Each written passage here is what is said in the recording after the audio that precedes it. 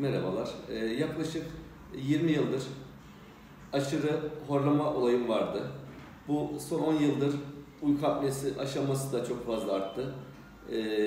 Kilo almamla alakalı da uyku apnesi geceleri kendim de nefesimin kesildiğini, sabah kalktığım zaman da ağzımın çok fazla kuruduğunu ve uykumun kalmadığını, yani yeterince dinç olmadığımı çok fazla hissediyordum.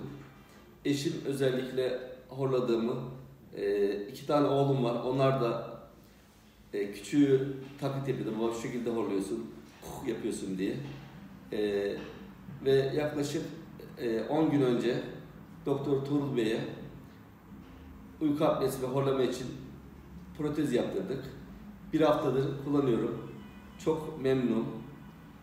Gerçekten keşke bu olayı daha önceden araştırıp daha önceden böyle bir uygulama olduğunu bilseydik. Daha önce yaptırmak isterdim. Şu an 1 haftadır kullanıyorum ve çok da memnunum.